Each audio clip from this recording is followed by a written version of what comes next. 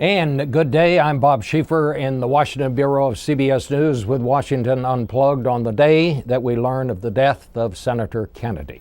The death of Senator Kennedy, while it was expected, still is a little hard to process because the senator was in Washington and a part of Washington so long it's almost as if he became a part of the landscape. Here to talk about him and some of the things he did in more than nearly 50 years, I would say, in Washington and in the Senate is Tom Oliphant, a former reporter and columnist of the Boston Globe. Tom and I have known each other since the McGovern campaign in 1972, and even then you were covering the Kennedys. He came along one week, if I seem to recall. Yeah. Knowing that there was no hope, he still did the work and came out for a week with it. Everybody says, well, this was an extraordinary man. I've said it several times myself on television today, who had this uncanny ability to work with his ideological opposites. Why was he so good at that, Tom? Well, you know, it has to be genetics. You cannot be taught to comfortably reach out to other people. You cannot be taught to care about other people. It's either part of your makeup or it isn't. And there are a lot of things that distinguish the Kennedy brothers that survived World War II anyway. But one thing they all had in common was this inbred concern for others and this inbred love of the game. I mean, President Kennedy famously said that the reason to love politics is it's the way things happen in a democracy. You don't love politics just for the fun of doing deals, though, you know, you do them and we all tell the stories about doing them. But it's a means to an end. And the concern about others, you either have it or you don't, and a lot of it is noblesse oblige. Yeah. You know, the thing about he could always find the sweet spot in a piece of legislation that somebody who may be totally opposed to some of the things and part of the legislation, he could find that spot that they could agree on. I think of John McCain. They had totally different views on war and peace, and yet they both understood you've got to take care of the troops. And it was Kennedy who found the armor for the Humvees when kids were getting killed in Humvees. You're exactly right, but and you know, there's another one that put McCain and Kennedy together. Still, today it continues, despite the fact that he died this morning, and that is immigration. I think that part of what distinguishes McCain is an ability to see beyond his party and his ideology, which actually is a defining characteristic of Kennedy that doesn't get noticed as much as it should be. And 3 years ago, these two guys, in the midst of a national shouting match about immigration, put together the architecture for what will be the solution. I mean, it may not happen this year or next year or even the year after, but when it happens, and it inevitably will, it's another one of these Kennedy deals. It was more than just the ability to see that sweet spot. Ted Kennedy was one of the most informed people in Washington. The thing that always characterized him, his staff was always top flight. He got the best people. He was always the most well briefed. When he sat down at the negotiating table, he knew what he was talking about. Totally. You might not agree, but he knew what he was talking about. It always amazed people who weren't used to dealing with him the first time you're confronted with his primal force, just how prepared he was. You know, the Alumni Society, as they call it in his office, it's scores of people in all sorts of major corners of American life today. And when President Obama made his statement, I was just thinking, you know, it reaches right into the inner circle of the Obama White House. The person who's in charge of domestic policy for President Obama, coordinating all of his stuff, Melody Barnes, comes from Kennedy's senior staff. That was her most recent job. Obama's White House counsel, as sensitive a job as you well know as any in the White House, is held by somebody who's probably as close to Senator Kennedy as anybody still working. And I'm talking about Greg Craig, who was his foreign policy guy in the 1980s. The person who stage managed Justice Sotomayor's confirmation came Stephanie Cutter, who's handling the media stuff on this awful day, comes from Kennedy. I mean, the alumni are everywhere. Well, in fact, Stephen Breyer, a member of famous the Supreme story. Court. You know how Kennedy tells a great story. of the moment when he first realized that Breyer would make a pretty good judge. He was working for him then on the Senate Judiciary Committee, and they were having one of those, what they call them, committees where the Senate resolves the differences with the House over a piece of legislation. And Breyer is sitting there with him. It's 1979 maybe. And the guy on the House side makes a point. And Breyer kind of listens and nods, says, well, that's an interesting argument. We hadn't thought of that. Maybe we ought to consider that. And Kennedy's thinking, on the one hand, hey, you worked for me, don't. But on the other hand, there's that thing they call judicial temperament. And it was shortly thereafter that Kennedy began the backstage moves that landed Breyer on the district court, then on the appeals court, and ultimately on the Supreme Court. And he's just one of scores. He always was the senator who was willing to do the little extra thing that maybe somebody else was not. Can I tell a story? Sure. There are many. There's scores of them.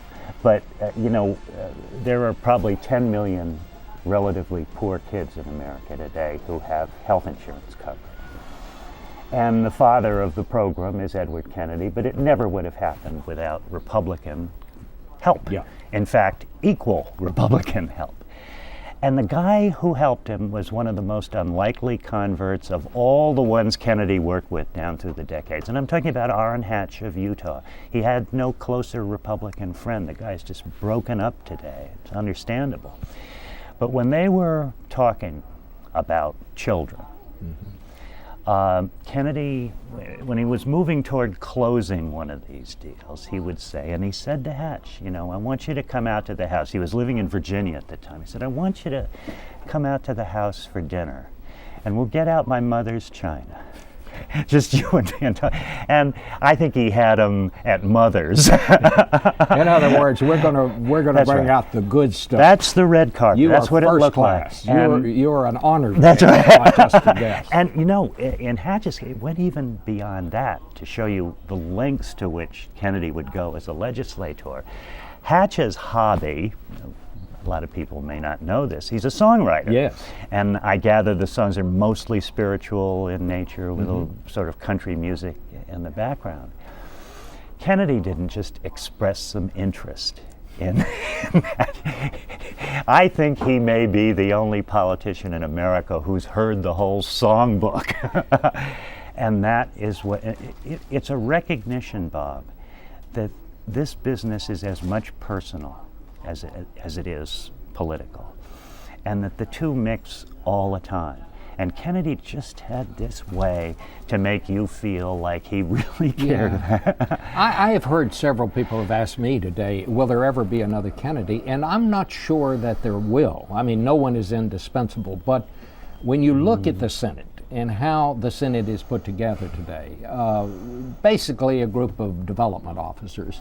The guy who raised the most money got elected. Obviously, Kennedy's family wealth had a great deal to do with his election. Absolutely. But it seems to me there's kind of a different kind of group of people. I don't mean they're bad people, but they're different than they were in Kennedy's day. And there's also a different tempo to the life. You know this better than I do, Bob, but there really was a time in America, pretty recently, where, elections, off-year and presidential, vigorously contested throughout our history. But then they'd be held, and there'd be a period. Sometimes it'd be a year, sometimes it'd be 14, 15 months, when you understood that governing replaced politics, and you had to accumulate some, accomplishments. And that atmosphere is what I think fostered. I mean, I think the people talk about giants then and maybe not so giant people now. To me, it's the culture that's different. And he was brought up in a culture where once the election's over, you actually try to get something done. And it was a period when the period of governance was far longer than the period of campaigning. Precisely. Now, I think it may be the opposite. And the window is smaller and smaller and smaller. Tom Oliphant, a pleasure to have you with us today. Let's look back now at the life of this extraordinary person. They called him the last of the old line liberals, and he was partisan to the core. But his great zest for politics, If $20 billion deficits were wrong under the Democrats, then $200 billion deficits are at least as wrong when the Republicans are in power. And his unique political skills. How insulting can you be? Make that argument on the floor of the United States Senate. Caused even those who opposed him to call him one of the most effective legislators who ever walked the Capitol corridor. Doesn't it, Senator? Edward Moore Kennedy, Ted as he came to be known, was born in 1932, the last son of the wealthy Kennedy dynasty. When his older brother won the presidency, Massachusetts voters sent 30-year-old Ted Kennedy to finish out JFK's Senate term, and they never let him leave. The new young president and his family brought a glamour to Washington never before seen, but in time the family would seem almost star-crossed. An assassin's bullets brought down John Kennedy.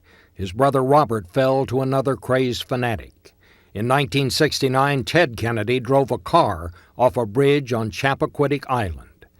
His young companion, Mary Jo Kopechne, died, and for 10 hours, Kennedy failed to report the crash. What happened that night would follow Kennedy for the rest of his life. This morning I entered a plea of guilty. Even so, Kennedy's name would be floated as a possible presidential candidate for the next decade. In 1980, he finally ran.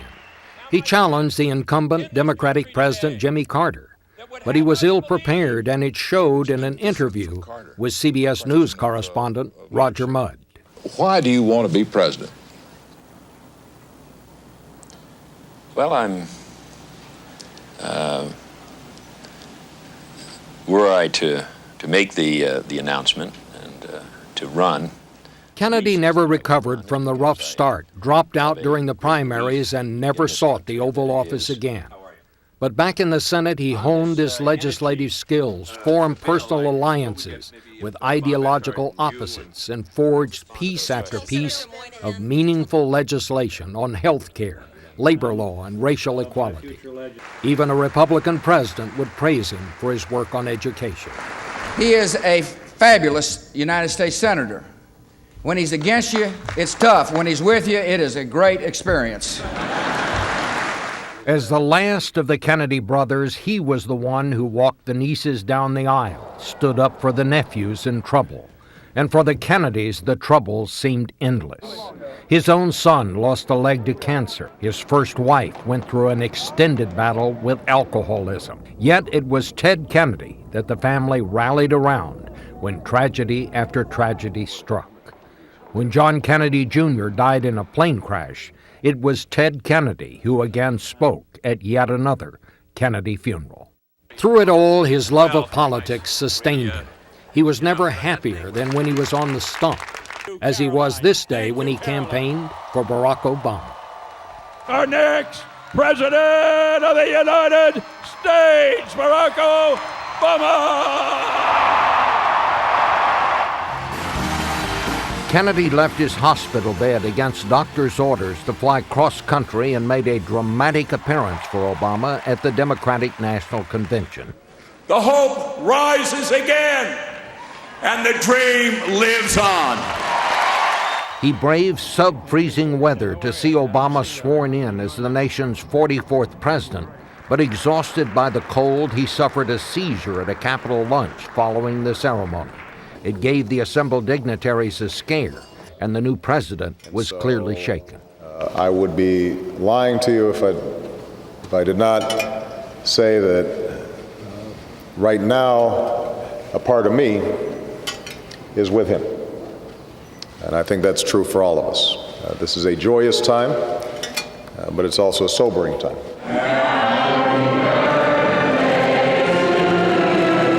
6 weeks later, Kennedy was feeling well enough to attend a star-studded birthday celebration in Washington.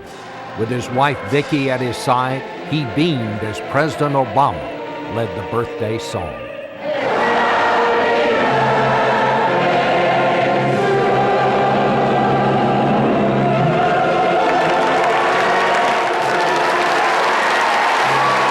Ted Kennedy never became president, but his legislative accomplishments leave a lasting mark on Washington and American life far greater than most of those who held the office he never won. Bob Schieffer, CBS News, Washington.